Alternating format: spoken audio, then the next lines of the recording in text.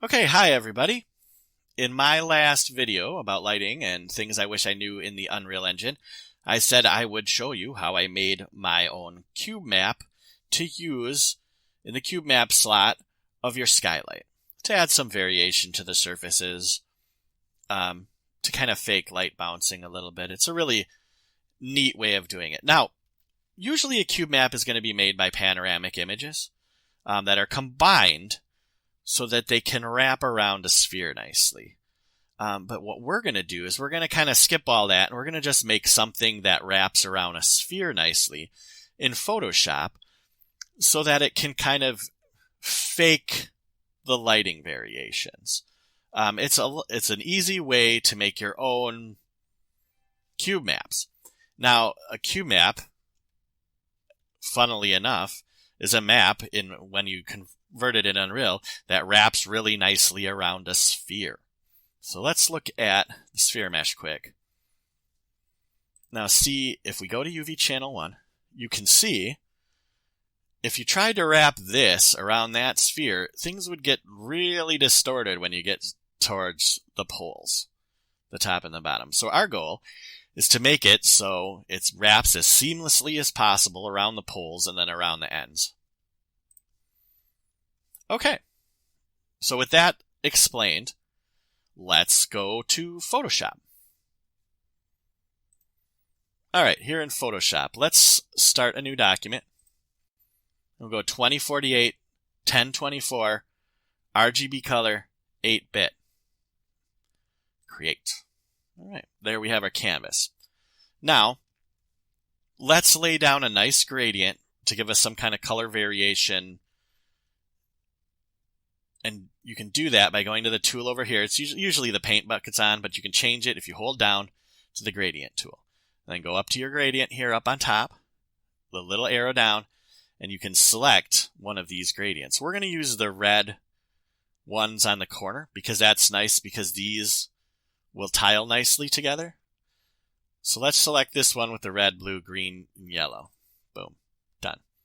So now, when we go to the side of our document, over the edge a little bit, hold the shift key down, and then push the mouse button down and drag, left mouse button. Drag, you'll get a nice straight line when you hold shift. Go just a little bit over the document size, and let go. There's your gradient. Okay? Now, let's make a layer from the background and call it gradient. Beautiful. Okay, so now after we make our gradient, let's offset it so we make sure that these edges tile good, so there's no line. So for that, we go to Filter, Other, Offset, and we'll go like 1024. Really put in any number here, but I like to do by half so I can offset it back real easy. You can do plus 1024 minus, doesn't matter. Now you can see right away there's no seam. So that's good. So I'm just going to filter Other, offset it back to the original position. You can also undo if you want. Doesn't really matter.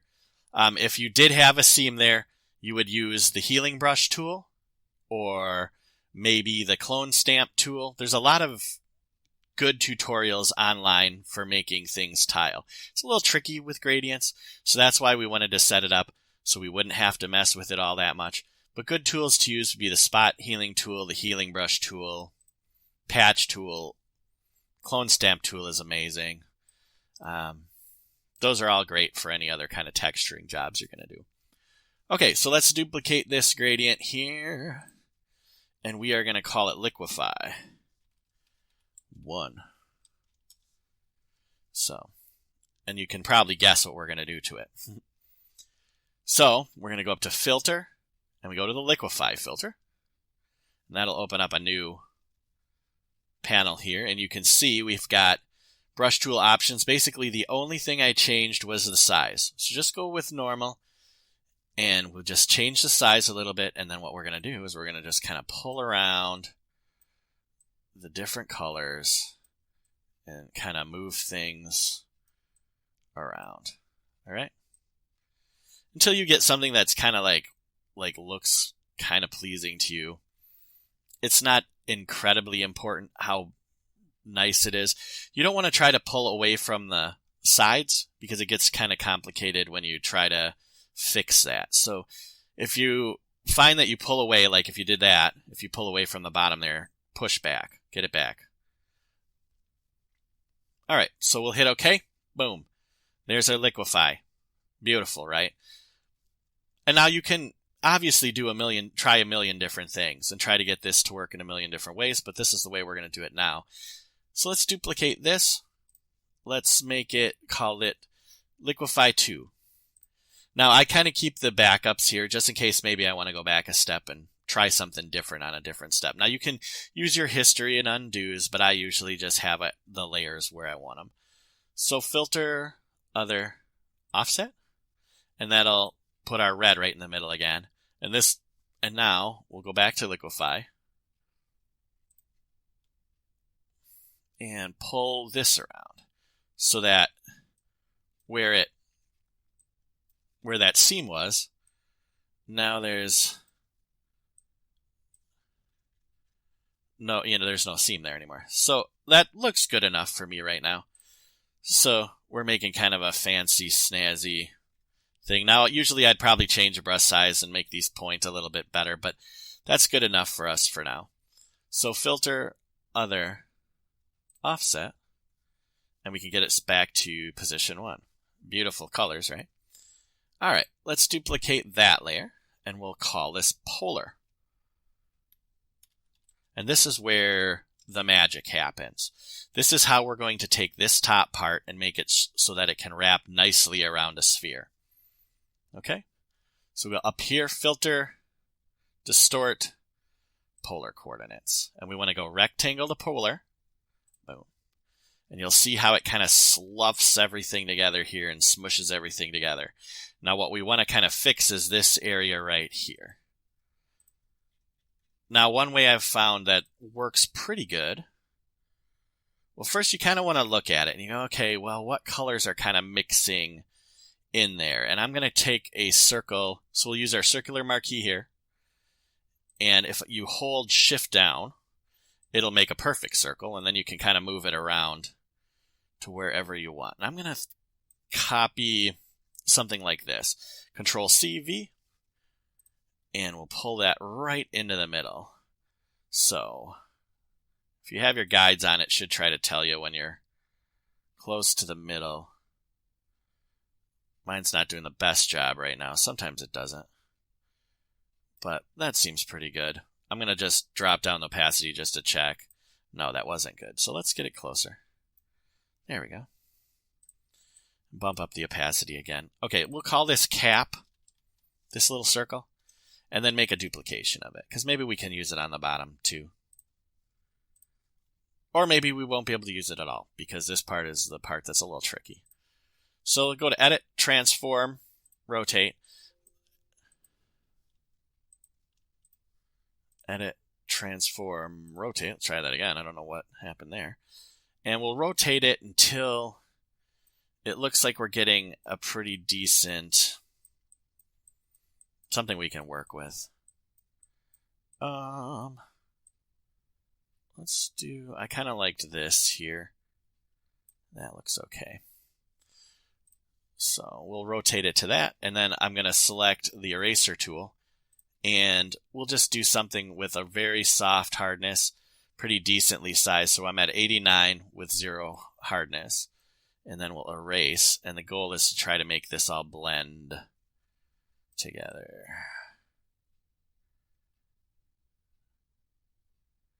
And this is the trickiest part, but it's also important.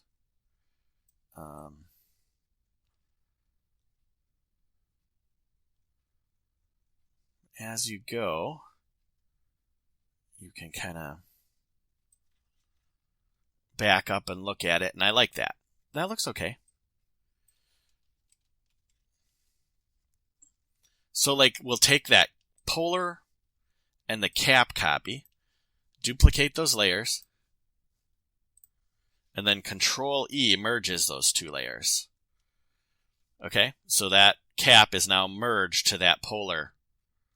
Okay, So, and then we'll go back to Filter, Distort, Polar Coordinates again, but instead this time we go Polar to Rectangle. Boom. Okay, now you see how it kind of like has this warped stuff at the top? That means we're on the right track. So basically we got the top done. Now we need to do the bottom. So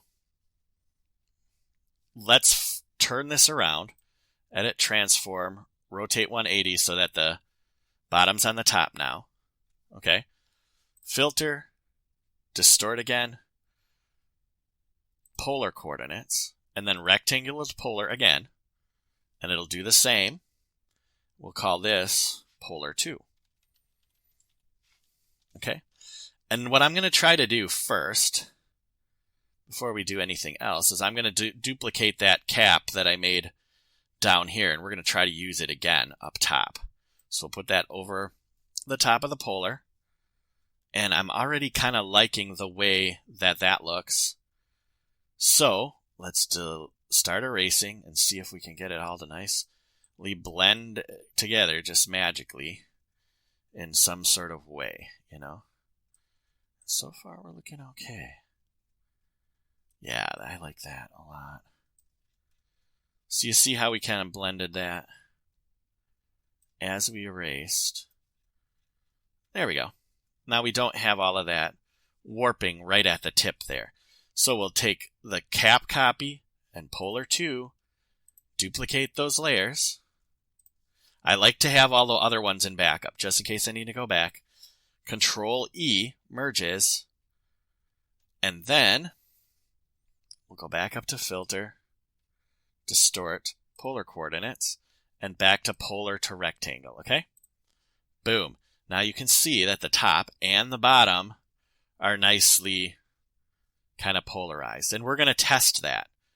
So let's edit, transform, rotate 180 degrees, and that basically puts it back to where we had it to start. Okay. Let's save this.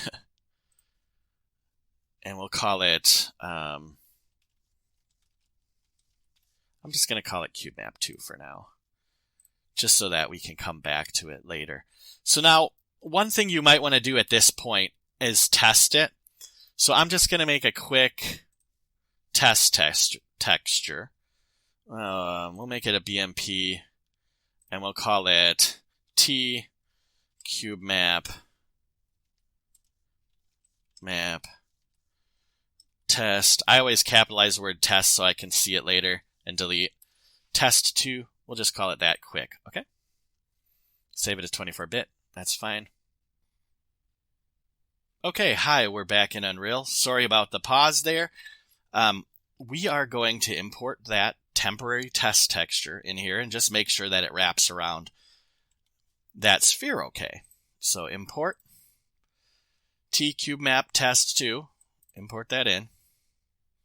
We'll open that up, make sure it's sRGB, so make that true. Save, close. Now we'll need to make a material out of that. Now you can just make one easily by right-clicking, but what we're going to use is one of my materials that I already have pre-done so we don't have to wait for any compiling. So let's just duplicate this one and call it temp. Now if you want to see how I made these materials, I do have a material tutorial, and I will show that in the description. I will link that. So we'll get rid of the ismetal, we'll get rid of the tint, we'll click on the color map, and we'll add our new map into there. Boom. Now you can check to make sure everything's going okay on the sphere this way, but I like to look in the viewport as well, because then I can run the camera around. It's a little bit easier. So we'll go to our material instances, and I will just take this temp material, and we'll put it on there. And as you can see, it has the marbly kind of qualities, and it looks like the pole is good up there. Going behind the wall a little bit, sorry. And it looks like the pole is good down there, and there's no seam. So that's exactly what we're looking for. Okay? So once you get that done and you've done your test, I generally get rid of anything I'm testing with out of the project, because then otherwise you'd be cleaning up later. So just delete this one. It's being used by that material. So we'll go back to the material and we'll delete the material. It's being used by the level. So this is a good lesson. So replace it with the blackout. Boom. Now the level's not using it. Save. So it's not an undo history. Delete your material. Then there's no warnings. Delete. Then go to your texture. Delete. Then there's no warnings. That's a really good lesson for beginners anyway. So we'll save all. And now that we know that it wraps around a sphere nicely, we know that it's going to work great as our ambient Cubemap. So let's go back. Now we're in Photoshop. Now, what we want to do is get these colors, because we don't really want it to be these bright colors. We'll duplicate this, and we'll call it Color Match. Now, with Color Match, I looked up online, and I found an interior with colors that I liked. So you can just kind of decide whatever you want. And here's what I came up with here, with this nice temp here. You can see the nice variation of browns and kind of like a maroony kind of color. So let's match this to that. So we go to Image, Adjust, and then we find Match Color down here. Okay. And then when it says Source over here, we choose our temp. Bonk. Hit OK.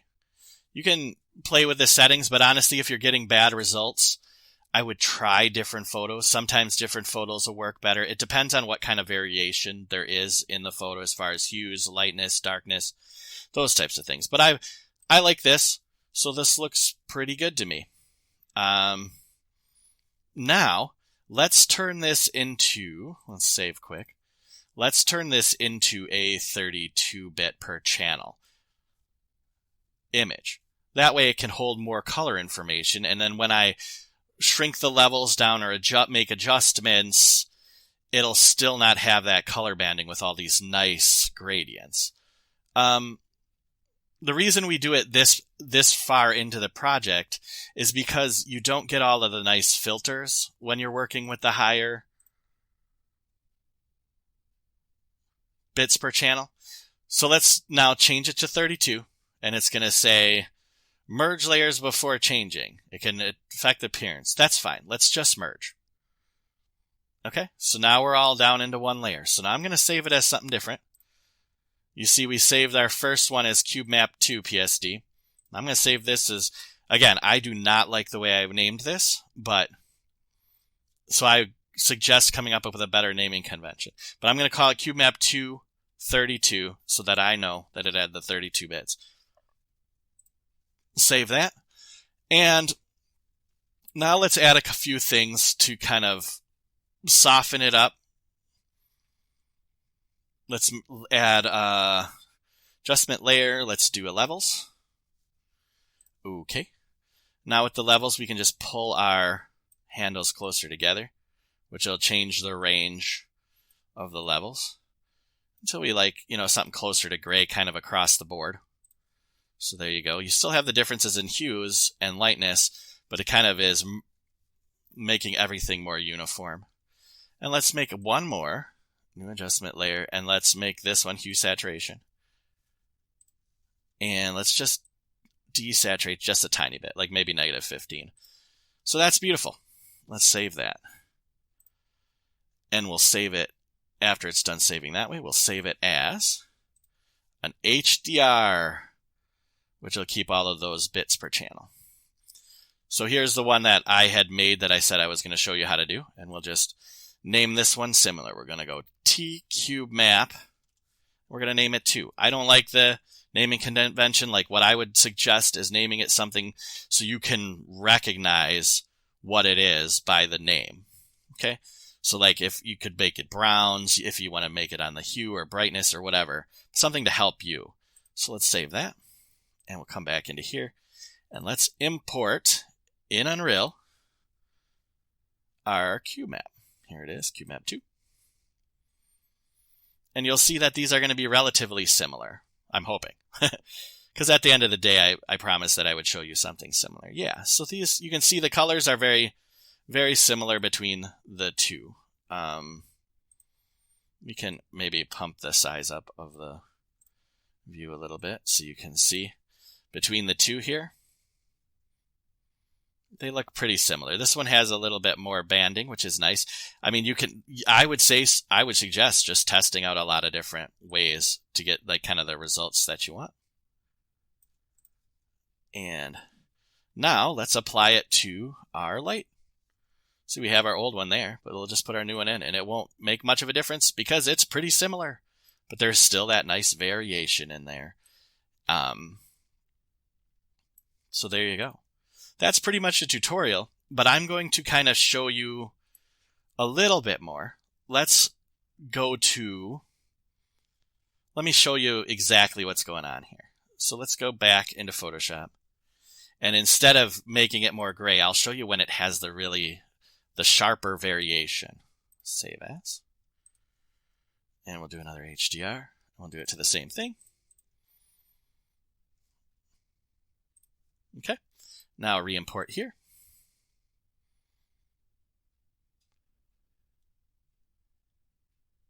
It takes a minute to import because it's a lot bigger file. And it is converting it into MIPS and everything. All right, so now we've got it in. It might not be apparent right now, but it is giving us more variation in the hues. You can see in the different grays. I'm going to pronounce that quite a bit. So let's delete these lights. Bunk, bunk. And let's build our reflection capture because we want that basically not to be affected. But now you can really see the effect of the Ambient Cubemap and how it's adding different hues to different areas. Now you want it a lot more subtle generally, but if you're doing something really stylized, you can really make some cool effects. But if you look at this, let's brighten it up maybe even 0.75, so you can really see, because this maroon isn't bouncing from this red. That maroon is from our cube map. So you can see that this gray is this maroon, but this gray is gray. And you can see the different variations in the color on the gray and in the red and on the ball in particular. So that is the power of this. And that's basically the tutorial. And I hopefully that was helpful. It was a little bit more than I was expecting to run through when I ran through this. So if you have any questions, let me know. I'm going to have a link to the original lighting tutorial in this video, and I will also link the material tutorial so that you can, have a pretty good idea of how to do that. But, you can adjust these colors. You can really, the main idea of this whole one is the polarizing in Photoshop. As long as you just make a crazy canvas with a bunch of different, you could use clouds, you could use filters, you could do all sorts of things, but then you need to polarize and then fix those poles. And I showed you how to do that earlier, and then you should be good to go with having some sort of Cubemap that you can use. Now, if you wanted to add some really bright spots in here, to add some real specularity spots, that's another thing that you could do. That would be really great. Anyway, so that's it. Thank you very much for watching. I hope this was informative, and I will see you in the next video. Thank you very much.